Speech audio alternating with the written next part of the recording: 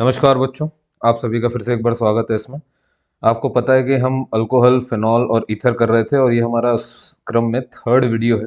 और लास्ट में आपने देखा था डिहाइड्रेशन अपन ने पढ़ा था।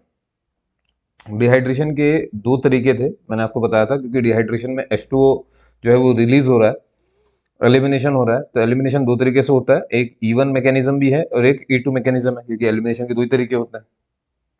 फर्क इतना होता है कि जो E1 मैकेनिज्म है इसमें कार्बोकेटायन बनता है और जो E2 मैकेनिज्म है उसमें कार्बोकेटायन नहीं बनता है। जिसमें कार्बोकेटायन बनेगा उसमें रीअरेंजमेंट होगा, जिसमें कार्बोकेटायन नहीं बनेगा उसमें कोई रीअरेंजमेंट नहीं होता। ठीक है, आपको रिएजेंट याद रखने थे। जैसे E1 मैकेनिज्म में जो रिएजेंट इस्तेमाल होते हैं वो कौन कौन से होते हैं मैंने लिखे थे। H+ हीट के साथ कंसनट्रेटेड H2SO4 और कंसनट्रेटेड H3PO4।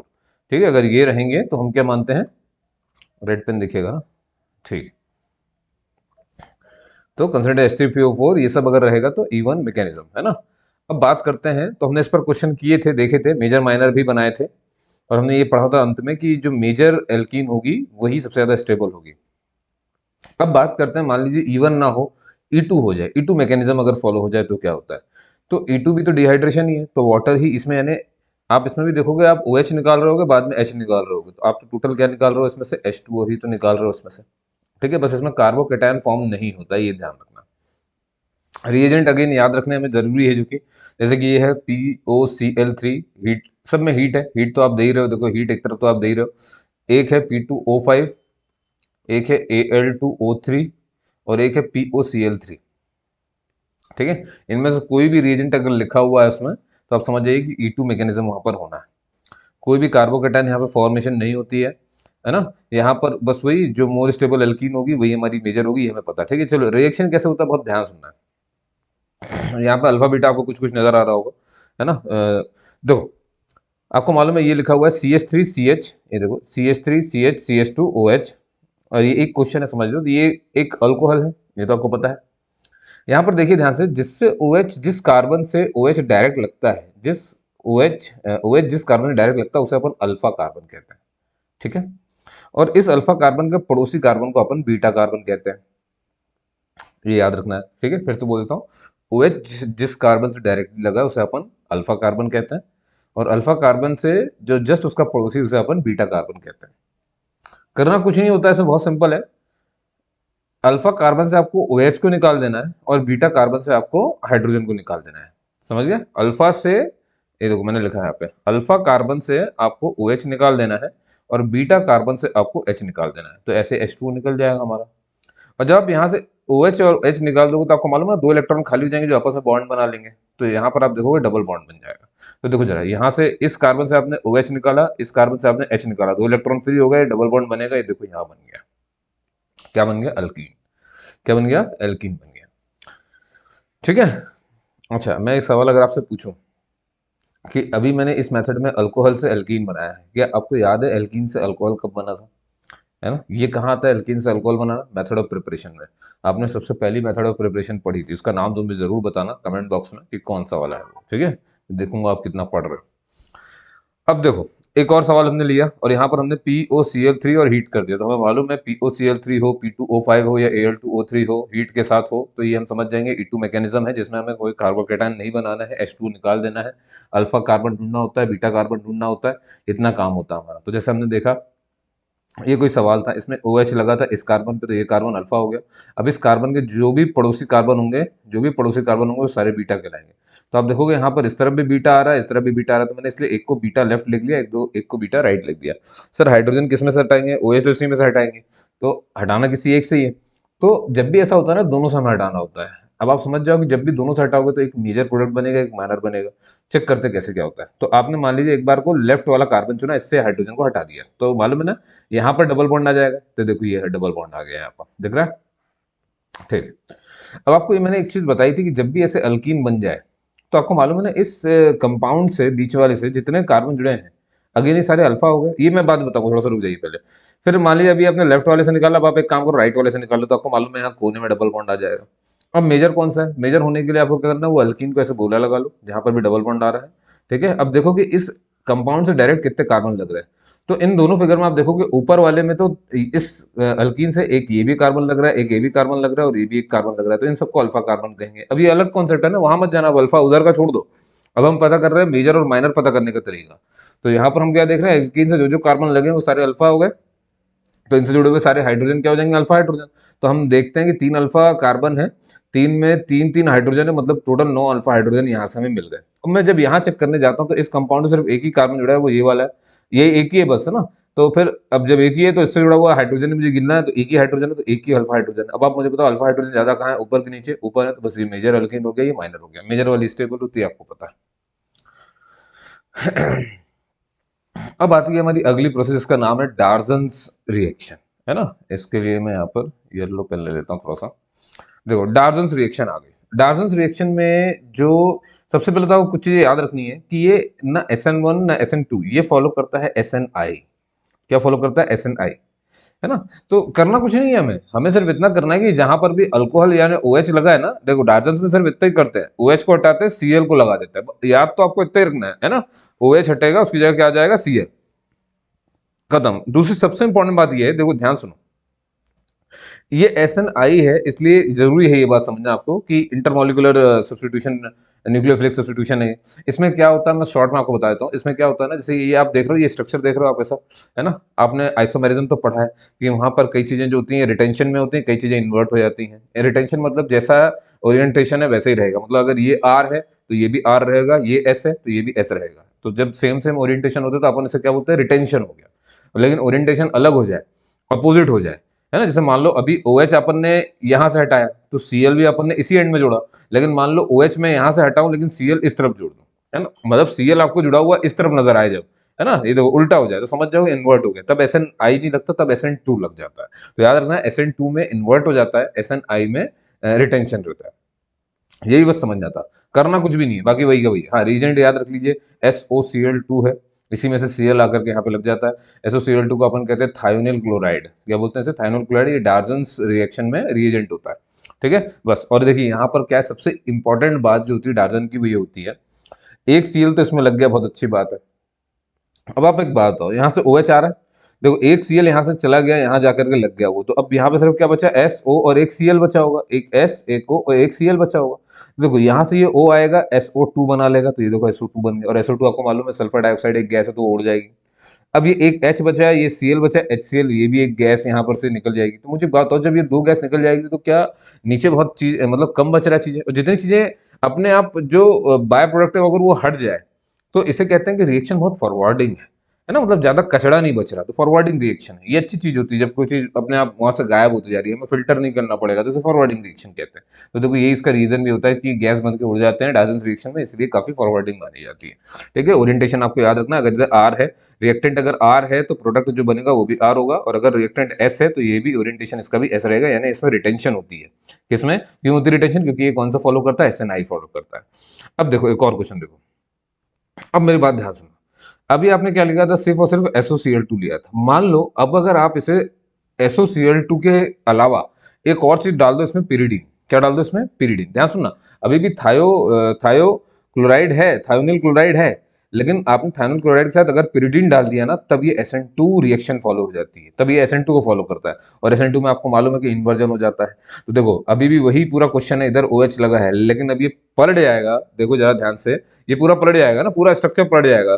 तो आपको अब Cl इधर लगा हुआ नहीं मिलेगा, वो दूसरी तरफ ये देखो इधर लगा हुआ मिलेगा, बाकी पूरा स्ट्रक्चर सेम है, ये देखो बाकी पूरा स्ट्रक्चर सेम है, बस ये पलट गया यहाँ से। क्लियर है कहानी, इसको हटा देते हैं।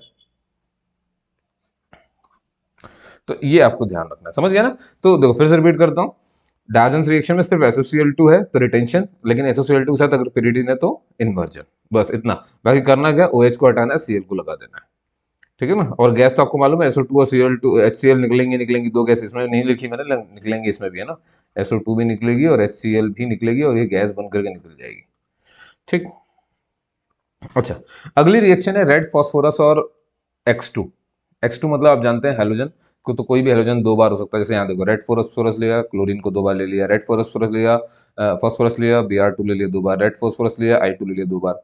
जब आप इनकी रिएक्शन कराओगे ना तो मालूम है आपको ये रेड फॉस्फोरस और Cl2 PCl3 बन जाते हैं, रेड फॉस्फोरस और Br2 तो PBr3 बन जाते हैं, रेड फॉस्फोरस और I2 PI3 बन जाते हैं।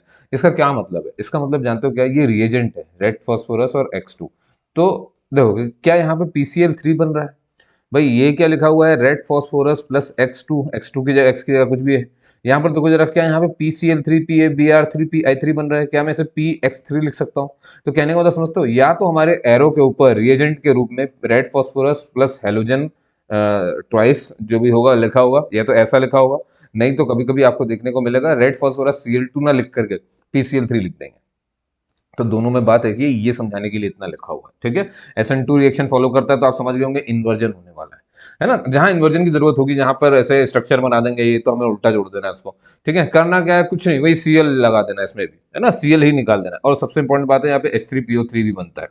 देखो यहाँ पे जैसे मान लो ये अल्कोहल है, ये अल्कोहल है, आपने PCl3 डाल दिया तो देखो PX3 लिख दिया यहाँ पे। तो अब आप चाहे तो रेड फॉस्फोरस, यहाँ पर मैं ये भी लिख सकता था ना, रेड फॉस्फोरस प्लस Cl2, तब भी वही कहानी थी, या तो PSA, दोनों ही लिखे होंगे, याद रखना, कोई भी एक चीज लिखी होगी। तो आपको याद रखना है कि यहाँ पर कुछ नहीं, OH हटेगा और इसकी जगह पर देखो जरा ध्यान से क्या लग गया, यहाँ पर Cl आकर के लग गया। अब जब OH Cl इसकी जगह ले लेगा तो यहाँ से OH निकलेगा, है ना, यहाँ से OH निकलेगा और ये PCl3 के साथ रिएक्ट करके H3PO4 बना लेगा। समझ में आ गई मेरी बात, है ना। याद रखना बस आपको, और कुछ नहीं करना, कुछ नहीं है। अब हम डायरेक्ट डायरेक्ट देखते हैं। देखो जैसे ये एक क्वेश्चन है, ये कार्बन, ये कार्बन, ये कार्बन, ये कार्बन, 4 कार्बन की सीरीज, है ना, और यहाँ इस कार्बन पर ये अल्कोहल लगा है, वो भी वेज पर लगा हुआ है। अब एक बात बताओ, PCl3 लिखा हुआ है, अब मुझे मालूम है ये SN2 रिएक्शन फॉलो करता है, SN2 में क्या होता है? इन्वर्जन होता है। तो एक बात बताओ, जब मैं OH हटाऊंगा तो Cl तो लगाऊंगा, लेकिन Cl कहाँ लगाऊंगा? इन्वर्जन कैसे दिखाऊंगा? अगर ये वेज पे है तो उसे कहाँ लगाना पड़ेगा मुझे? डैश पे। बस यही आपको समझना था। और और रेड फॉस्फोरस वाले मामले में क्या निकलता है बेटा? बाय प्रोडक्ट में H3PO3 निकलता है। होप सो आप समझ गए होंगे। अब आगे बढ़ते हैं।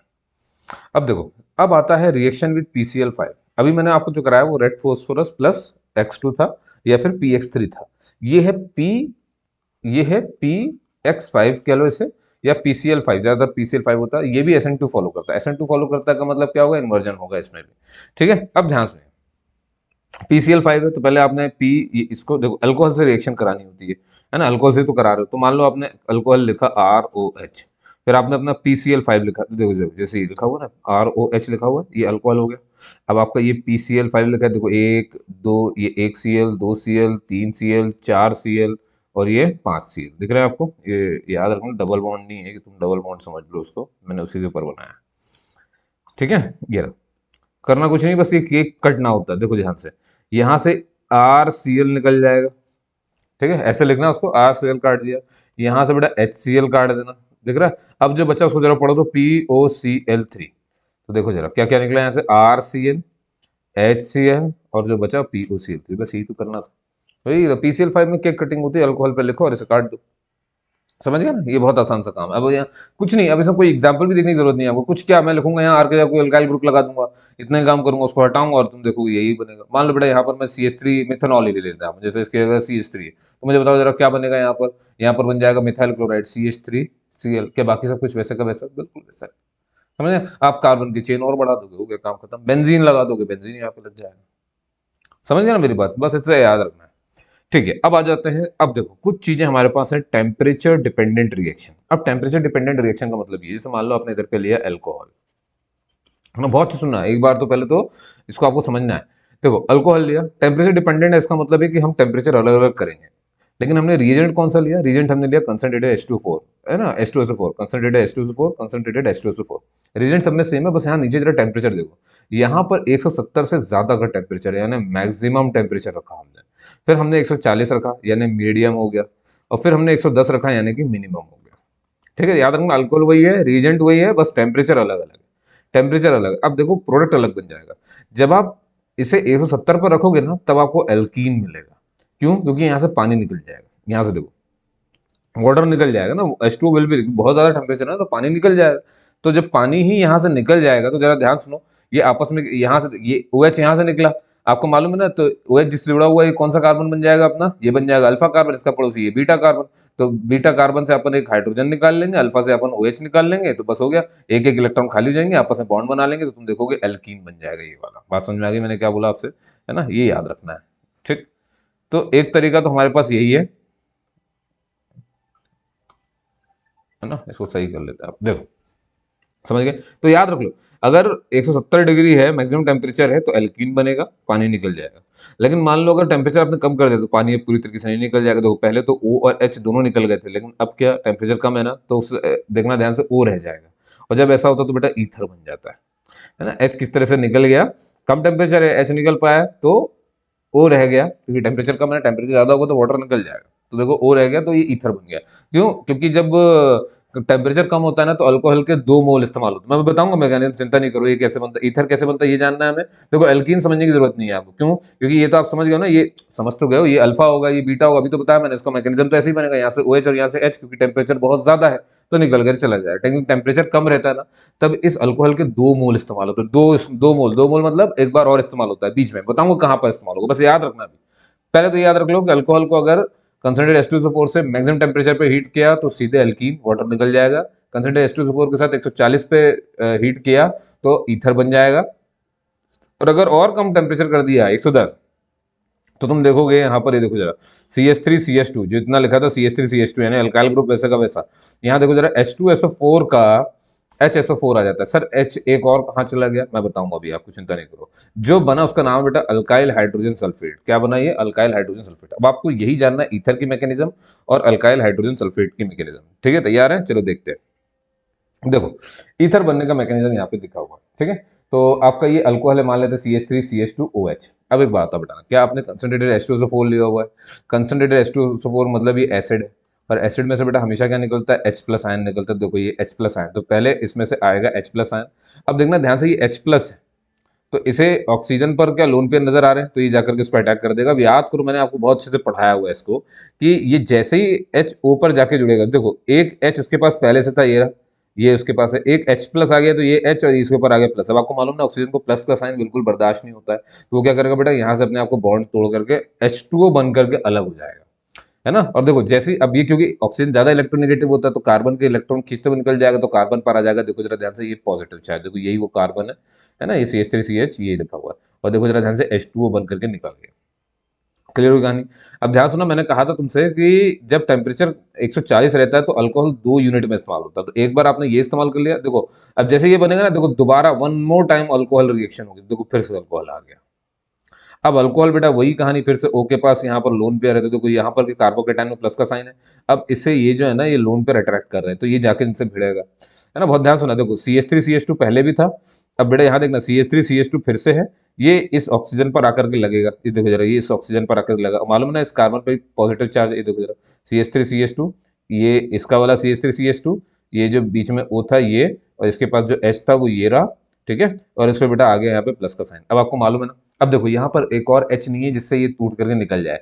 तब बेटा अब ऐसी हालत में अभी भी ऑक्सीजन को ये चीज पसंद नहीं कि उसके ऊपर पॉजिटिव चार्ज आ रहा है, तो वो क्या करेगा, ये जो हाइड्रोजन है ना, याद करो मैंने एक बार इससे पहले जस्ट वीडियो में बताया हुआ है, इस हाइड्रोजन से इलेक्ट्रॉन को खींच लेगा, समझ गया, और अपनी पूर्ति कर लेगा। बहुत ध्यान सुनना, तो अपना ये प्लस साइन वो हटा लेगा, देखो O बन जाएगा। तो बेटा जब इससे इलेक्ट्रॉन खींच लेगा तो बेचारा H तो अलग हो जाएगा, यहाँ से H प्लस बन करके निकल जाएगा। बात समझ में आई नहीं है, इतना सिंपल है ये रिएक्शन, ठीक है। तो याद रखना है कि अंत में यहाँ से H प्लस बनकर के ये चीज निकल गई है, देखो ईथर बन गया, ठीक है। अब देखो वापस सुन लेना जो मैंने बताया, अगर नहीं समझ में आया तो, ठीक है। अब देखो अल्काइल हाइड्राइल हाइड्रोजन सल्फेट बनने का मैकेनिज्म क्या है, तो हमारे पास यही अल्कोहल था जो पहले था, कोई समस्या नहीं, ठीक है। यहाँ से कंसंट्रेटेड H2SO4 है। देखो अब इस केस में ध्यान से देखना जरा, टेम्परेचर बहुत कम है, तो जब टेम्परेचर बहुत कम होता है ना, तो अल्कोहल की दूसरी यूनिट इस्तेमाल नहीं कर सकते आप। तो फिर क्या होता है, देखो ध्यान से, कंसंट्रेटेड H2SO4 एक एसिड है, एसिड से बेटा क्या आता है, H प्लस आता है। जब इसमें से आपने H2SO4 में से एक H निकाल लिया है, तो बाकी बचा हुआ क्या है बेटा, HSO4 है, और उसके ऊपर माइनस है। क्यों माइनस है, क्योंकि ऑक्सीजन और सल्फर दोनों इलेक्ट्रोनेगेटिव है, तो ये जो हाइड्रोजन यहाँ से अलग होता है ना एसिड में से, ये जो हाइड्रोजन आपने H प्लस निकाला है, तो ये बेचारे के पास इलेक्ट्रॉन थोड़ी है, वो तो अलग कर दिया, तो इलेक्ट्रॉन खींच लिया अपने ऊपर, माइनस लेकर के आ गए। अब इसमें क्या होता है बेटा, अलग से तो अल्कोहल इस्तेमाल नहीं होगा, दूसरी यूनिट है ही नहीं, तो इसमें पहले H प्लस अटैक करता है, उसके बाद HSO-4 यही अटैक कर देगा। देखना ध्यान से, तो पहले H प्लस आया बेटा, जैसे था H2O को ये मिला, है ना, ये बन गया। तो आपको मालूम, अब O को पॉजिटिव साइन बर्दाश्त नहीं है, दो दो H दिख रहा है, तो बेटा यहाँ से बॉन्ड तोड़ करके वो H2O बना लेगा, बहुत बढ़िया।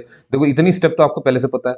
लेकिन अब एक बात बताओ, क्या यहाँ पे अल्कोहल वापस से आएगा? नहीं, वो तब आता है जब टेम्परेचर थोड़ा सा ज्यादा हो, मैक्सिमम ना हो लेकिन थोड़ा सा ज्यादा हो। एकदम मैक्सिमम होगा तो वाटर बन के निकल जाता है ना। मीडियम रहेगा तो एक और यूनिट यूज होती है, लेकिन मिनिमम में तो ये आप यूज नहीं कर सकते। अब क्या, अब ये प्लस दिख रहा है, अब ध्यान सुना, क्या कंसंट्रेटेड H2SO4 H प्लस और HSO-4 में टूटा था। तो ये जो माइनस वाला चीज है ना, देख कार्बोकेटाइन पे यहाँ पे प्लस है इसके, और ये जो टूटा था अपना रीजेंट, इसमें यहाँ पे माइनस है। बस बेटा यही आएगा यहाँ पर, है ना, रिएक्ट करने के लिए, और ये प्लस और ये दोनों आपस में मिलेंगे, तुम देखो जरा CH3 CH2 SSO4 माइनस बन जाएगा। ये इसका मैकेनिज्म है। आगे समझ में बहुत बढ़िया।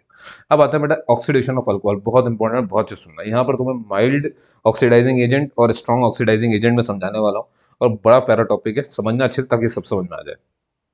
देखो पहले आपको ये याद रखना है, जो मैं बोलूंगा सच्चे सुनना।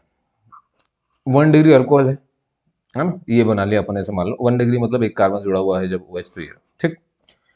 ध्यान सुनना बेटा, अगर 1 डिग्री अल्कोहल को किसी माइल्ड ऑक्सीडाइजिंग एजेंट से रिएक्शन करवाया तो बनता है एल्डिहाइड, याद कर लो। 1 डिग्री अल्कोहल की रिएक्शन अगर माइल्ड ऑक्सीडाइजिंग एजेंट से करवा दोगे तो बनेगा एल्डिहाइड। लेकिन अगर 1 डिग्री अल्कोहल की रिएक्शन आप स्ट्रॉन्ग ऑक्सीडाइजिंग एजेंट से करा दोगे तो बनेगा बेटा कार्बोक्सिलिक एसिड। फिर से, है ना, मैं फिर से रिपीट कर रहा हूँ, 1 डिग्री अल्कोहल है, ठीक है, माइल्ड ऑक्सीडाइजिंग एजेंट होगा और स्ट्रॉन्ग ऑक्सीडाइजिंग एजेंट होगा। माइल्ड ऑक्सीडाइजिंग एजेंट हुआ तो एल्डिहाइड, ठीक है, स्ट्रॉन्ग हुआ तो कार्बोक्सिलिक एसिड, ठीक है। हाँ, वो एक अलग कहानी है। देखो स्ट्रॉन्ग से डायरेक्ट कार्बोक्सिलिक नहीं बन जाता कि डाला तो बन गया, पहले बनेगा एल्डिहाइड ही बनेगा, देखो लेगा ना, पहले एल्डिहाइड ही बनता है, लेकिन एंड रिजल्ट जो है वो कार्बोक्सिलिक है। तो हमें तो एंड ही पता होना चाहिए, ठीक है। आपको बीच का याद नहीं रखना, उन्हें बनाने के लिए आपको बता दिया है ताकि आप ऐसा भी गलत ना पढ़ लें। तो फिर से 1 डिग्री में माइल्ड हुआ तो एल्डिहाइड, है ना, और स्ट्रॉन्ग हुआ तो कार्बोक्सिलिक एसिड, ये याद हो गया आपको। चलिए बहुत बढ़िया। अभी अब देखना, अभी तो हमें जानना है कौन कौन से ऑक्सीडाइजिंग माइल्ड होता है, कौन से स्ट्रॉन्ग होता है। फिर अपन को बस क्या करना है, फिर जैसे देखो, जैसे ही आपको माइल्ड वाले सारे याद हो जाएंगे तो बस मैं जैसे ही एरो के ऊपर कोई लिखूंगा ये माइल्ड है, तो आपको बस ये पता होना चाहिए। फिर आपको क्या चेक करना है कि मेरा 1 डिग्री अल्कोहल है कि 2 डिग्री की 3 डिग्री, ठीक है। 1 डिग्री हुआ माइल्ड हुआ तो एल्डिहाइड, 1 डिग्री हुआ स्ट्रॉन्ग हुआ तो कार्बोक्सिलिक एसिड। अब आ जाओ, मान लो सर 2 डिग्री अल्कोहल है, बहुत याद रखना बेटा बड़े प्यार से। 2 डिग्री अल्कोहल हो तो चाहे माइल्ड हो चाहे स्ट्रांग हो, एक ही चीज बनती है और वो होता है कीटोन। फिर से, 2 डिग्री अल्कोहल में सोचना ही नहीं है, हमेशा कीटोन बनाना है। 2 डिग्री अल्कोहल में हमेशा क्या है बेटा, माइल्ड ऑक्सीडाइजिंग एजेंट चाहे स्ट्रॉन्ग ऑक्सीडाइजिंग एजेंट, सिर्फ क्या बनेगा बेटा, यहाँ पे कीटोन बनेगा, ठीक है, सिर्फ कीटोन बनेगा। चलिए फिर से रिपीट कर लेते हैं। 1 डिग्री अल्कोहल में, माइल्ड में एल्डिहाइड, स्ट्रॉन्ग में कार्बोक्सिलिक एसिड, है ना। तो वहां तो एल्डिहाइड और कार्बोक्सिलिक एसिड बन चुका है, यहाँ पर क्या बनता है बेटा, 2 डिग्री वाले से सीधे कीटोन बनता है। और बेटा 3 डिग्री वाला इतना खतरनाक होता है कि चाहे माइल्ड डालो चाहे स्ट्रॉन्ग डाल लो, इसका रिएक्शन ही नहीं करता, कोई रिएक्शन नहीं होगा। तो याद रहेगा आपको, है ना। यहाँ पे शॉर्ट में एक बार अपन बना लेते हैं, ठीक है। फिर से रिपीट करेंगे। 1 डिग्री दो है, mild oxidising agent strong oxidising agent, mild वाले से एल्डिहाइड बनता है और स्ट्रॉन्ग वाले से बेटा कार्बोक्सिलिक एसिड बनता है। 2 डिग्री में सर चाहे माइल्ड ऑक्सीडाइजिंग एजेंट हो चाहे स्ट्रॉन्ग ऑक्सीडाइजिंग एजेंट हो, कोई फर्क नहीं पड़ता, कीटोन बनता है। और 3 डिग्री वाला बेटा, 3 डिग्री वाला चाहे माइल्ड ऑक्सीडाइजिंग एजेंट हो चाहे स्ट्रॉन्ग ऑक्सीडाइजिंग एजेंट हो, कोई भी रिएक्शन नहीं देता है। देखो ये शॉर्ट में अपन ने बना ली समरी, क्या बना ली बेटा, समरी, ठीक है। अब यही काम आएगी, बस क्वेश्चन तुम कर जाओगे, चिंता नहीं करो, ठीक है। अब तुम्हें बस इतना याद रखना है कौन सी चीजें हमारे स्ट्रॉन्ग ऑक्सीडाइजिंग एजेंट है और कौन से माइल्ड है। तो देखो ध्यान से बेटा, यहाँ मैंने सारी लिस्ट लिखी हुई है, जैसे KMnO4 H प्लस है एसिड के प्रेजेंस में, K2Cr27 H प्लस के प्रेजेंस में। ध्यान सुनना, ये स्ट्रॉन्ग वाले हैं बेटा, तो याद रख लो KMnO4 K2Cr27 H प्लस, एक बेटा CrO3H2SO4, इसे जोन्स रीजेंट भी कहते हैं, CrO3H2SO4, और एक है बेटा कंसंट्रेटेड HNO3 और एक है बेटा H2CrO4। याद रख लो, ये सारे के सारे स्ट्रॉन्ग है, ठीक है। इनमें से कुछ भी लिखा मिल जाए आपको समझ जाना है कि ये स्ट्रॉन्ग वाला है। स्ट्रॉन्ग में आपको पता है कि 1 डिग्री में क्या बनता है बेटा, कार्बोक्सिलिक एसिड। 2 डिग्री में क्या बनता है बेटा, कीटोन ही बनता है, चाहे वो तो कोई भी हो। 3 डिग्री में कोई रिएक्शन होती नहीं है, ठीक है। फिर से देख लो, KMnO4 K2Cr27, देख रहे हो KMnO, यहाँ सब अभी अंतर समझ में आएगा। फिर यहाँ पे CrO3H2SO4, है ना, और कंसंट्रेटेड HNO3 और H2CrO4। अब बेटा आ जाओ, ये थे स्ट्रॉन्ग। अब आता है माइल्ड वाले, ठीक है। माइल्ड वाले देखो, आपके लिए दो ही इंपॉर्टेंट है, मैंने लिखे सारे हैं लेकिन हमारे लिए इंपॉर्टेंट दो ही हैं। ये पहला वाला है बेटा कॉपर की हीटिंग, कॉपर प्लस हीट, ऐसा दिखा हो, कॉपर और हीट। और दूसरा होगा बेटा कॉपर प्लस, यहाँ पे टेम्परेचर दे देंगे 300 डिग्री सेल्सियस, तो आप समझ रहे हो बहुत ज्यादा टेम्परेचर है, ठीक है। तो या तो कॉपर प्लस हीट, ये माइल्ड रहेगा बट याद रखो कॉपर प्लस हीट या copper plus 300 degree Celsius. PCC हो सकता है, पीसीसी ऊपर लिख देते हैं एरो के। पीसीसी का मतलब होता है पेरिडीनियम क्लोरोक्रोमेट। स्ट्रक्चर कैसा दिखता है देख लो ध्यान से, ये रहा। इसको आपको याद नहीं करना है पर ठीक है, पर देखा हुआ होना जरूरी है। पेरिडीनियम क्लोरोक्रोमेट, तो देखो कहाँ चला गया, ये रहा। ये तो बेटा पिरिडीनियम का ही पिरिडीन का पायरिडीन का साइन है, आपको मालूम है ये स्ट्रक्चर। CrO3 दिख रहा है आपको, है ना, ये क्रोमेट है ना, क्रोमेट, ये क्रोमेट हो गया। और ये क्लोरो है, तो यहाँ पे आपको समझ में आ गया होगा। ठीक है, तो ये पूरा उसका हुआ है। तो पीसीसी ना हुआ तो बेटा पीडीसी होगा। पीडीसी मतलब पिरिडीनियम डाइक्रोमेट। तो ये देखो पिरिडीन बनाया है ना, और उसको डाई कर दिया है, और ये Cr2O7 है, दिख रहा है आपको, ये क्रोमेट डाइक्रोमेट दिख रहा है। तो ये पिरिडीनियम डाइक्रोमेट, क्लियर है। अब बेटा एक है कॉलिन्स रिएजेंट, यहाँ पर देखो, यहाँ पे भी पिरिडीन इसका इस्तेमाल हुआ है, CH2Cl2 और CrO3। ये याद रखना है। कॉलिन्स रिएजेंट हो गया, सारेट्स रिएजेंट हो गया, पिरिडीन बना हुआ है CH2Cl3 CrO3 HCl। तो आप देखोगे CH2Cl CrO3 लगभग लगभग सब में ही कॉमन है ना, Cr2 तो सब में ही है। ठीक है, भूलना नहीं। तो ये तो बेटा माइल्ड वाले, ठीक है, इनको ले करके इत्मीनान से अच्छे से पढ़ लेना। ठीक है, और ये आपको समझ लेना है बस, और कुछ करना नहीं है। ठीक है, तो आप एक बार वापस देख लेना स्ट्रॉन्ग कौन से वाले हैं, माइल्ड कौन से वाले हैं, क्लियर है। एक बार वापस रिवीजन कर लेते हैं अपन। 1 डिग्री में बेटा माइल्ड हुआ तो एल्डिहाइड, स्ट्रॉन्ग हुआ तो कार्बोक्सिलिक एसिड। ठीक, 2 डिग्री में फर्क नहीं पड़ता, कीटोन बनेगा। 3 डिग्री में कोई रिएक्शन नहीं होगी, याद रहेगा। ठीक है, और हल्की सी अपन ने झलक देख ली कौन कौन से होते हैं। चलो बेटा, अब मान लो जैसे क्वेश्चन आ गया तुम्हारे सामने, ये रहा। ठीक है, ये कार्बन, ये कार्बन, ये कार्बन, ये कार्बन। अब एक बात है बेटा, ये अल्कोहल लगा है, कितने कार्बन से लगा है, एक से लगा हुआ है। ठीक है, तो ये 1 डिग्री अल्कोहल हो गया। आपने KMnO4H+ मालूम है ना बेटा, ये कौन से में आता है, स्ट्रॉन्ग ऑक्सीडाइजिंग एजेंट है। तो 1 डिग्री जब स्ट्रॉन्ग ऑक्सीडाइजिंग एजेंट से मिलती है बेटा, तो क्या करते हैं अपन, क्या करते हैं, जल्दी से बताओ मुझे जरा, क्या करते हैं। स्ट्रॉन्ग ऑक्सीडाइजिंग एजेंट से अगर रिएक्शन कर रहा है तो बेटा क्या बनाता है, कार्बोक्सिलिक एसिड बनाता है। तो बस इसी कार्बन में बेटा कुछ नहीं करना, कार्बोक्सिलिक एसिड बना दो। देखो यही कार्बन है, यहाँ देखो जरा ध्यान से, कुछ नहीं, कार्बोक्सिलिक एसिड क्या बनाता है बेटा, COOH, है ना। तो ये देखो, ये जो कार्बन था इसमें ये दिया बेटा O, और इधर लगा दिया OH। ठीक है, ये तो कार्बोक्सिलिक एसिड। अब 4 कार्बन की तो ब्यूटानिक एसिड हो जाएगा। ठीक, मान लो अब देखो फिर से दिख रहा है तुमको स्ट्रॉन्ग ऑक्सीडाइजिंग एजेंट डाला हुआ है, और ये कौन से डिग्री का, ध्यान सुनना, 2 डिग्री अल्कोहल। अब मैं एक बात बताऊं बेटा, 2 डिग्री में चाहे स्ट्रॉन्ग माइल्ड कुछ भी डाल दे, क्या बनाता है ये हमेशा, कीटोन बनाता है। कहां पर, जहां पर जिस कार्बन पे अल्कोहल लगा है ना, वहीं पे कीटोन बनाता है। कीटोन बनाने की पहचान क्या होती है, OH हटाओ और ये O लगा दो सिर्फ, तो ये CO ही तो कीटोन होता है ना। इसके आसपास देखो C, इधर भी R, इधर भी R, दोनों तरफ कार्बन की चेन होती है, बीच में ऑक्सीजन हो जाता है। सिंपल है। ठीक है, एक और देखो क्वेश्चन जरा, ये क्वेश्चन बड़े प्यार से देखना है ना, जो मैं समझाऊंगा। यहाँ पर आपको दिखेगा, एक तो ये कार्बन को नजर डालो, क्योंकि यहाँ पर OH लगा हुआ है, तो ये क्या देख बेटा, ये इस कार्बन से लगा है क्या, ये कार्बन जो है तुम्हें दिख रहा है 3 डिग्री है, क्योंकि इधर भी एक कार्बन, इधर भी एक कार्बन, और पीछे भी एक कार्बन, तो ये तो 3 डिग्री है। ठीक है, मतलब 3 डिग्री अल्कोहल यहाँ पे लगा हुआ है। इसको स्ट्रक्चर में देखना ध्यान से, एक OH यहाँ है बेटा, ये लगा है इस कार्बन से, ये 1 डिग्री है। एक यहाँ पर इस कार्बन से लगा है, और ये देखो ये 2 डिग्री कार्बन है, तो 2 डिग्री अल्कोहल हो गया। ठीक है, अब मेरी बात ध्यान सुनना, मैंने यहाँ पर डाल दिया बेटा CrO3H2SO4। CrO3 कौन से में आता है बेटा, स्ट्रॉन्ग ऑक्सीडाइजिंग एजेंट है। अब एक बात हो बेटा, क्या ये 3 अलग अलग यहाँ पे अल्कोहल लगे हैं डिग्री वाइज, तो बस इनके वही होंगे।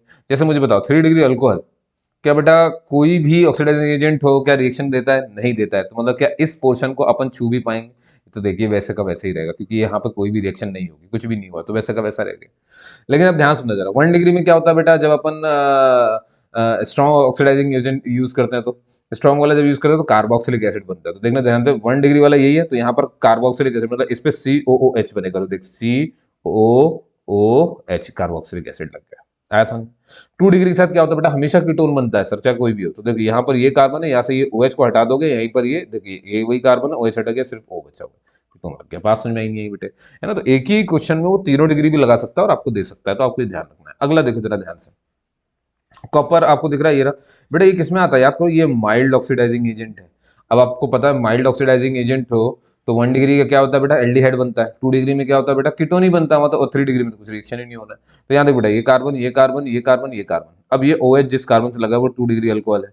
तो बेटा माइल्ड पर ये तो 2 डिग्री तो हमेशा ही क्या देता है, सिर्फ कीटोन देता है ना, तो उसमें तो सोचना नहीं, बस ये कार्बन में OH को हटाएंगे, यहाँ पे अपन ये CO लगा दिया, देखो खत्म कहानी। ये बेटा ये वाला क्वेश्चन देखो जरा ध्यान से, सर ये OH है तो इस कार्बन से लगा है, तो ये कितना डिग्री हुआ बेटा, 1 डिग्री अल्कोहल हो गया। आपने PCC लिखा, मतलब ये माइल्ड ऑक्सीडाइजिंग एजेंट है। तो बेटा इसमें 1 डिग्री में क्या बनता है, हमेशा एल्डिहाइड बनता है। तो देखो यहाँ पे C क्या बनेगा बेटा, COH, ये देखो ये C, ये O, और ये H बन गया, समझ गया, एल्डिहाइड बन गया, बस इतना सा काम।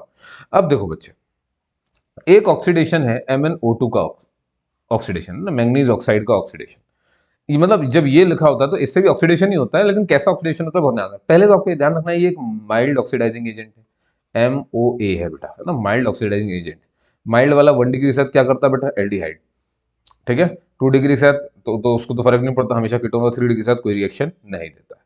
लेकिन एक इसकी कंडीशन है, सर अलग से क्यों लिखा है, क्योंकि बेटा ये क्या है ना, ये सिर्फ और सिर्फ अलाइलिक ऑक्सीडेशन करता है। अब सर अलाइलिक वर्ड सुना आ रहा है, देखो ध्यान से बेटा, जहां पर भी कार्बन कार्बन डबल बॉन्ड होता है, ठीक है ना। अब ये जो कार्बन डबल बॉन्ड हो गए, ये जो दो हो गए, इनका जो पड़ोसी कार्बन होता है बेटा, है ना, इसी को अपन कहते हैं अलाइलिक, है ना। दो कार्बन ऐसे जो डबल बॉन्ड बना रहे हैं, उनके पड़ोसी कार्बन को अपन क्या बोलते हैं, अलाइलिक। जैसे मान लो इधर भी एक कोई कार्बन है, ये तब भी तो पड़ोसी हो, तो ये भी क्या हो गया बेटा, अलाइलिक। लेकिन बहुत ध्यान सुनना बेटा, आपको ऑक्सीडेशन कराना है ना, तो जरूरी क्या है, आपको ये चेक करना पड़ेगा कि सर अगर ऐसे दो दो कार्बन में फंस जाएंगे तो क्या बेटा, जिसपे OH लगा होगा, ऑक्सीडेशन करवाओगे ना, तो OH तो तुमको मिलना चाहिए वहां पर, जिस पर OH लगा होगा उसी एलाइलिक को आपको चुन लेना है। बात समझ में आ गई? तो चलिए अब देखते हैं जरा। तो याद रखना है, पहले तो देखो जैसे ये स्ट्रक्चर हमें दिख रहा है, तो देखो बीच में ये दो कार्बन डबल बॉन्ड बना रहे हैं। अब देखो इधर भी एक कार्बन है, तो ये भी एलाइलिक हो गया बेटा, ये वाला कार्बन भी एलाइलिक है। सर इधर वाला है तो इधर भी एलाइलिक है। लेकिन बात है कि इस वाले कार्बन पर कोई भी OH कहीं पर भी लगा नहीं है, लेकिन इस वाले कार्बन में देखो यहाँ पर OH लगा है। तो अब ध्यान सुनना है, क्या MnO2 लिखा हुआ बेटा, तुम्हें मालूम है ये एक माइल्ड ऑक्सीडाइजिंग एजेंट है, ठीक है। लेकिन ये सिर्फ सिर्फ और सिर्फ बेटा अलाइलिक कार्बन पर ही काम करता है, ध्यान रखना, और कहीं नहीं। तो सर इसीलिए अलाइलिक स्ट्रक्चर ऐसा लिखा मिलेगा बेटा, तभी ये हो सकता है, वरना ये नहीं हो सकता है। और कहीं नहीं काम करेगा बेटा, नो रिएक्शन हो जाएगी। सिंपल चेन लिख दूंगा ना अल्केन वाली, उसमें डबल बॉन्ड, मतलब डबल बॉन्ड होना चाहिए आपके इधर, नहीं है तो ये नहीं कर पाएगा, नो रिएक्शन हो जाएगी वहाँ पे। देखो डबल बॉन्ड है, बहुत बढ़िया दिख रहा है। अब बेटा क्या करेगा ये देखना ध्यान से ना। अब बाकी तो आपको पता है ना, अलाइलिक कार्बन होना चाहिए, तो ये अलाइलिक कार्बन हो गया है। अब ये OH इस पे लगा हुआ है, ठीक है। ये तो मुझे बताओ, ये OH कौन से कितने कार्बन पे लगा, इस कार्बन पे, तो क्या ये 1 डिग्री अल्कोहल है, बहुत बढ़िया। तो हमें ये तो मालूम है ना, ये वाला अलाइलिक है, ये वाला अलाइलिक है, इसको चुनेगा ये, क्योंकि इस पे OH लगा हुआ है, ठीक है। करना क्या है, कुछ भी नहीं है, माइल्ड ऑक्सीडाइजिंग एजेंट है। मुझे बताओ बेटा क्या करता है mild oxidising agent, 1 degree alcohol का उसे एल्डिहाइड में कन्वर्ट करता है। तो यही कार्बन बेटा क्या लगा हुआ है यहाँ पर, बस ये देखो जरा, यही कार्बन है, ये CHO बन गया इधर, ये इधर H, इधर O, देखो एल्डिहाइड, इतना पोर्शन उसका एल्डिहाइड बन गया, देखो। बाकी उसने किसी को कुछ छेड़ा नहीं, कुछ नहीं छेड़ता ना, यहाँ पे ध्यान रखना, सिर्फ एलाइलिक कार्बन पे रिएक्ट करता है। जैसे ये देखो, यहाँ पर बेटा एलाइलिक ढूंढो, तो थोड़ा सा जूम कर लो, है ना। इस वाले को ध्यान से देखना, देखो तो तुम्हें दिख रहा है ये डबल बॉन्ड आ रहा है ना, मतलब यहाँ पर कार्बन है, यहाँ पर कार्बन है, और यहाँ पर कार्बन है। अलाइलिक कौन सा वाला है बेटा, अलाइलिक कौन सा है सर, डबल बॉन्ड के पड़ोसी, तो यही है पड़ोसी, यही अलाइलिक कार्बन, ठीक है। इससे आपका OH लगा हुआ है, बहुत बढ़िया है, ठीक है। अब ये जिससे, तो ये कौन सा डिग्री हुआ, देखो ये कार्बन इधर भी लगा है, इधर भी कार्बन से लगा है, तो मतलब ये 2 डिग्री का अल्कोहल है। अब आपने यहाँ पे माइल्ड ऑक्सीडाइजिंग एजेंट लिख दिया है। माइल्ड ऑक्सीडाइजिंग एजेंट 2 डिग्री में क्या करता है बेटा, 2 डिग्री में सर माइल्ड हो चाहे स्ट्रॉन्ग हो, कीटोन ही बनाता है। तो बस बेटा इसी कार्बन पे यहाँ पर अपन क्या लगा देंगे, धीरे से डबल बॉन्ड लगा देंगे, वो वहां पे आपको देखने को मिल जाएगा, इधर इस तरफ, है ना। यहाँ पर अपन ऐसे नहीं छेड़ेंगे, इधर देखो बेटा, यही वो कार्बन है, इस पे आके डबल बॉन्ड बन गया, कीटोन खत्म कहानी, ठीक है। एक और स्ट्रक्चर देखो बेटा, ये वाला, ठीक है, इसको भी अच्छे से देखना, ये दिख रहा है तुमको, ये इतना तो समझ में आ रहा है, ठीक। यहाँ पर देखो एक OH यहाँ है ना, एक OH यहाँ लगा हुआ है, और एक OH यहाँ लगा हुआ है, ठीक है। थोड़ा सा परेशान हो सकते हो फिगर को देख करके, पर परेशान बिल्कुल मत हो, ध्यान सुनो बस। अब आपने MnO2 लिखा है, इसका मतलब डबल बॉन्ड तो चाहिए, तो हमें यहाँ पे डबल बॉन्ड तो दिख गया, ठीक है। अब मेरी बात ध्यान सुनना, मालूम है ना, सिर्फ उसी कार्बन को अटैक करेगा, ध्यान सुनना बेटा, ये कौन से कार्बन को पकड़ेगा, ये तुम्हें समझना है अच्छे से। देखो ये दो कार्बन हो गए, इनके पड़ोसी कार्बन ही तो अलाइलिक होते हैं, इनके पड़ोसी कार्बन ही तो अलाइलिक होते हैं, तो सर ये भी एक अलाइलिक है, ये भी एक अलाइलिक है, ऊपर नीचे दोनों अलाइलिक मिले। लेकिन दिक्कत क्या बेटा, इस वाले ऊपर वाले अलाइलिक में कोई भी OH ग्रुप नहीं है, तो इसको तो वो कर नहीं सकता कुछ भी, है ना, डायरेक्ट नहीं लगा। ध्यान सुनो बेटा, इधर से फिर एक कार्बन है, फिर ये OH गया है, अगर ये OH इस कार्बन की जगह होता, यानी इसको अगर आप आगे कर, तब मैं कहता कि इस पे लगा हुआ है, तो फिर इसको पकड़ लेता, लेकिन अभी तो इस पे कार्बन लगाया है ना, डायरेक्ट नहीं मिला हुआ है। लेकिन जब ये इस नीचे वाले कार्बन को देखता तो इस पर डायरेक्ट OH लगा हुआ है, तो बेटा कौन से वाले को चुनेगा, वो इसको चुनेगा। अब फिर हमने देखा कि ये कौन सी डिग्री, तो हमने देखा ये 2 डिग्री है, कौन सी बेटा, 2 डिग्री है। इसको तो पहले आपको तो MnO2 से इसकी रिएक्शन करानी है, माइल्ड ऑक्सीडाइजिंग एजेंट। अब एक बात हो बेटा, माइल्ड ऑक्सीडाइजिंग एजेंट करता क्या है मेन, तो माइल्ड वाला 1 डिग्री जो अल्कोहल होते हैं उन्हें एल्डिहाइड में, और 2 डिग्री जो होते हैं उन्हें कार्बोक्सिलिक एसिड में, और 3 डिग्री तो रिएक्शन ही नहीं करते हैं। तो देखो ध्यान सुनना बेटा, और कंडीशन ये है कि सिर्फ अलाइलिक भी होना चाहिए। तो देखो ये वाला कार्बन तो अलाइलिक नहीं निकला, तो इसको तो छुएगा नहीं, तो नीचे वाला ये एक अलाइलिक है, ठीक है। अब तुम सोचो ये वाले OH के लिए तो देखो बड़ा ध्यान से, यहाँ पे कहीं पर भी डबल बॉन्ड नहीं है और एक्स्ट्रा, समझ गया ना, मतलब सिर्फ यहीं पर रिएक्शन हो सकती है और बाकी ये दो OH को अपन छू भी नहीं सकते। तो देखो दो OH वैसे के वैसे ही लगे हैं, इनको कुछ भी नहीं छेड़ा गया। तो बस यही वाला कार्बन छेड़ा गया। अब आपको मालूम है ना 2 डिग्री है, 2 डिग्री वाले में जब माइल्ड ऑक्सीडाइजिंग एजेंट हो चाहे स्ट्रॉन्ग हो, सिर्फ किसमें बता देता है, कीटोन में। तो बस बेटा यहाँ पे तुम देखोगे ये कार्बन पे डबल बॉन्ड लगा के O लगा दिया, कीटोन बना दिया इसको। समझ में आ गई मेरी बात? बहुत बढ़िया। अब मान लो बेटा सेम स्ट्रक्चर यही रहे और अब मैं इसमें डाल दूं Cu और ये हीट कर दूं। अब आपको ये दिख रहा है क्या, ये जो है आपका ये भी तो माइल्ड ऑक्सीडाइजिंग एजेंट है, ठीक है, ये भी माइल्ड ऑक्सीडाइजिंग एजेंट है। लेकिन आपको मालूम है ना ये बात कि MnO2 और इसमें फर्क क्या है, ये भी माइल्ड ऑक्सीडाइजिंग एजेंट था। फर्क क्या था बेटा, ये वाला सिर्फ अलाइलिक के लिए काम करता है, अलाइलिक कार्बन को ही चुनता है। लेकिन बेटा Cu वाला जो है अपना, इसके लिए अलाइलिक वाली कंडीशन नहीं है, इसको तो मतलब है बस अल्कोहल होना चाहिए। तो यहाँ पे देखो बेटा, यहाँ पे 1 डिग्री है, यहाँ पर ये बीच वाला ये 2 डिग्री है और ये वाला लास्ट वाला भी 2 डिग्री। देखो कैसे इस कार्बन से जुड़ा हुआ है, ये कार्बन इधर एक कार्बन जुड़ा है, इधर एक कार्बन जुड़ा है, तो मतलब ये 2 डिग्री का हो गया। और ये वाला OH बेटा कितना है, 2 डिग्री का ही था, आपको मालूम है। और ये वाला कितना, 1 डिग्री। समझ गया ना? CuO को मतलब नहीं अलाइलिक से, CuO MnO2 को मतलब होता है अलाइलिक से। तो आपने MnO2 से तो बना लिया प्रोडक्ट, अब आपको Cu वाले से प्रोडक्ट बनाना है। तो एक बात बताओ बच्चे, माइल्ड ऑक्सीडाइजिंग ऑक्सीडाइजिंग एजेंट है, इस वाले कार्बन पर ये जो OH लगा है इसका क्या करेगा बेटा, 1 डिग्री है, 1 डिग्री है, तो 1 डिग्री किसमें कन्वर्ट कर देता है, ये एल्डिहाइड में। किसमें कन्वर्ट कर देता है, एल्डिहाइड में। तो देखना ध्यान से बेटा, ये ना वो कार्बन तुम्हारा, देखो इसको एल्डिहाइड बना दिया यहाँ पर ऊपर, ठीक है, 1 डिग्री था तो एल्डिहाइड आ गया। इधर आओ, वापस आओ। अब देखो इस वाले को 2 डिग्री कहते हैं बेटा, 2 डिग्री को किसमें जाना होता है, कीटोन में ही जाना होता है। देखो जरा ध्यान से, ये देखो यहाँ पर सी था, ये O लगा दिया, कीटोन बना दिया। बेटा अगला फिर से देखो, यहाँ पर भी ये कार्बन, ये 2 डिग्री वाला अल्कोहल है, तो यहाँ कार्बन भी बेटा इसको हटाएगा, कीटोन लग जाएगा। देखो यहाँ पर बेटा ये कीटोन लग गया, ये कार्बन और देखो ये कीटोन लग गया। समझ में आई मेरी बात बच्चों? आई नहीं आई? है ना? तो बेटा स्ट्रक्चर में देखना पड़ता है कि MnO2 लिखा है, Cu लिखा है, PCC लिखा है, क्या लिखा है, थोड़ा सा कमांड हो जाएगी, अच्छा हो जाएगा। करना सिर्फ उतना ही आपको ये पता रहे जो मैंने आपको शॉर्ट में समरी लिखाई थी, ठीक है। आ जाओ, अब देखते हैं एक अपना, है ना, एक सेकंड इसको थोड़ा सा, हाँ अब ठीक है। देखो ऑक्सीडेशन ऑफ 3 डिग्री अल्कोहल, इसको समझो जरा। सर अब क्योंकि हमारी 3 डिग्री के अल्कोहल की हो ही नहीं पा रही रिएक्शन, तो कैसे होगी बेटा, उसके लिए रिएजेंट इस्तेमाल ये होता है। देखो कॉपर लिखा हो, 300 डिग्री लिखा हो, तो तुम्हें मालूम है ना ये किसमें आता है बेटा, माइल्ड ऑक्सीडाइजिंग एजेंट।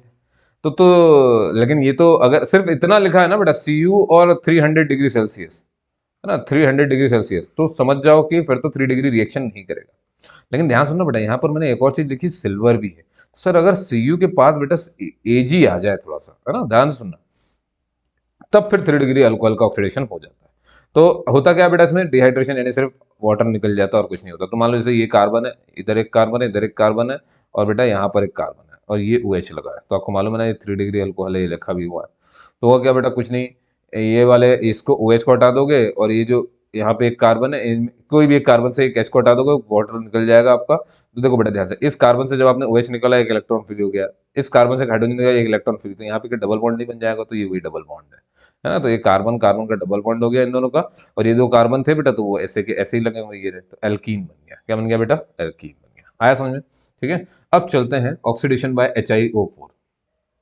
इसका मतलब क्या बेटा, पर आयोडिक एसिड, है ना। देखिए इसकी खास बात ये बेटा, इसमें विसिनल डायोल्स चाहिए। विसिनल डायोल का मतलब होता है कि बाजू बाजू में, यानी बिल्कुल कंसेक्यूटिव तरीके से, है ना, पड़ोस पड़ोस में 2 अल्कोहल होने चाहिए। पहली तो कंडीशन यही है ना, मिनिमम 2 अल्कोहल होने चाहिए, तो 3 हो जाए 4 हो जाए, उससे कोई फर्क नहीं पड़ता। बाजू बाजू पे अल्कोहल होने चाहिए, 2 मिनिमम होने चाहिए, मतलब एक पर तो ये काम ही नहीं करेगा। याद रखना, पर आयोडिक HiO4 की रिएक्शन तभी सकती है जब 2 अल्कोहल आपके साइड साइड में हो। जैसे कि बेटा क्वेश्चन देखो, करना कुछ नहीं होता है। देखो जैसे मान लो ये लिखा है ना अपन ने, मैं इसको बता देता हूँ, CH2OH और ये CH2OH ऐसे लिखा। अब आपके ऊपर यहाँ पर लिखा हुआ HiO4, तो आप समझ गए। देखो 2 ऑल तो हमें नजर आ रहा है, क्या करना बेटा, यहाँ से ऐसे बॉन्ड तोड़ देना है। एक OH ऊपर को देना है, एक OH नीचे को देना है। बॉन्ड तोड़ दिया ना आपने, तो इस C के पास भी, इस CH2 के पास बेटा कितने OH हो गए, 2। इस CH2 के पास भी कितने OH हो जाएंगे, 2। तो वही लिखा है बेटा, देखो यहाँ पे CH2OH, CH2OH, ठीक है। इस CH2, ये OH है, ये OH है, ये सी मालूम है ना, टूट गया ना, तो ये 2 हिस्सों में ऐसे टूट गया। अब हुआ क्या बेटा, देखो क्या होता है, कार्बन पर दो दो OH ग्रुप अनस्टेबल होते हैं। तो अनस्टेबल के चलते क्या होगा, यहाँ से देखो ये जो OH है ना, इनमें एक OH में से H और एक का पूरा OH, ये बेटा मिल H2O बनेंगे, वाटर निकल जाएगा। क्या बचा बेटा यहाँ पे, CH2, ये देखो क्या बचा यहाँ पे, देखो CH2, तो C, एक H, ये H, 2 H हो गए और एक O बचा था, ये देखो ये बन गया। क्या बेटा तुम्हें ये CHO इधर दिख रहा है यहाँ पे, और इधर हाइड्रोजन लगा, मतलब फॉर्मेल्डिहाइड बन गया। क्या बन गया बेटा, फॉर्मेल्डिहाइड। और सेम यही नीचे के साथ भी होगा, तो दो दो फॉर्मेल्डिहाइड बन गए, देख रहे हो आप। और इसको बोलते हैं क्या अपन, इथाइलिन ग्लाइकॉल। इथाइलिन ग्लाइकॉल है ना, ये मैंने आपको बहुत शुरू में पढ़ाया हुआ है। ठीक है, तो यही करना है बेटा इसमें, और तो कुछ है ही नहीं, ध्यान से सुनो।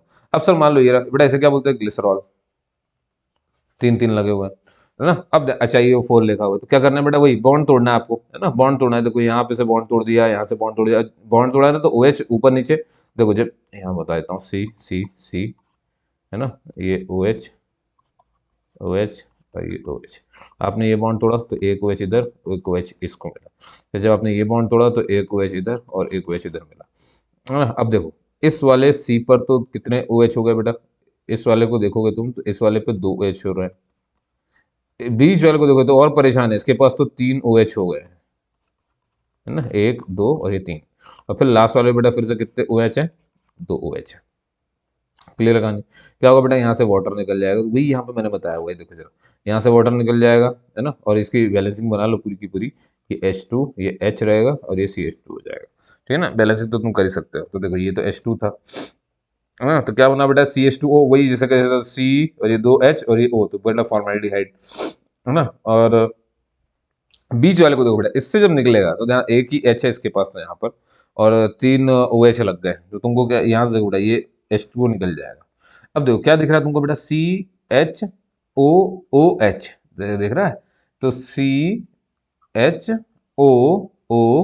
बेटा इसे क्या बोलते हैं, ये तो कार्बोक्सिलिक एसिड बन गया ना, ये कार्बोक्सिलिक एसिड बन गया, वाटर एक ही निकलेगा। सर लास्ट वाला तो ऊपर वाला जैसा ही है, तो उसमें से H2 निकलेगा तो फॉर्मेल्डिहाइड। तो बेटा होता क्या है, कुछ नहीं, ग्लिसरॉल में दो फॉर्मेल्डिहाइड की यूनिट बन जाती है और एक कार्बोक्सिलिक एसिड की बन जाती है। तो बच्चों उम्मीद करता हूँ यहाँ तक आपको समझ में आ गया होगा। अब कुछ नहीं, अपने को फिनॉल शुरू करना है ना, तो अगली वीडियो में फिनॉल वगैरह बता करके उसकी प्रिपरेशन सब खत्म कर देंगे, रीमन टीमन रिएक्शन बहुत सारी चीज़ें हैं उसमें। ठीक है, तो उसको भी अच्छे से देखना है और वीडियो बना देखना है और नोट्स बनाने हैं, सबसे ज़रूरी वही है, और रिवीजन करना है। और कहीं दिक्कत हुई तो वीडियो आपको मैंने दे ही दिया, इसको दोबारा सुन लेना आप, है ना। डबल स्पीड में कर सकते हो आप, अभी तीन इसकी स्पीड आई नहीं है, कान भी बर्बाद हो जाएंगे, दो की स्पीड में ही सुनना काफ़ी है ना, कान नहीं फोड़ने हैं, पढ़ने हैं। ठीक है, और अब इसमें क्या बोलना सही है ना। चलिए तो फिर की तैयारी करिए और ऑल द बेस्ट। और कोई दिक्कत हुई कुछ भी है तो आप मुझसे पूछ सकते हो, है ना। तब तक के लिए जय हिंद मेरे बच्चों।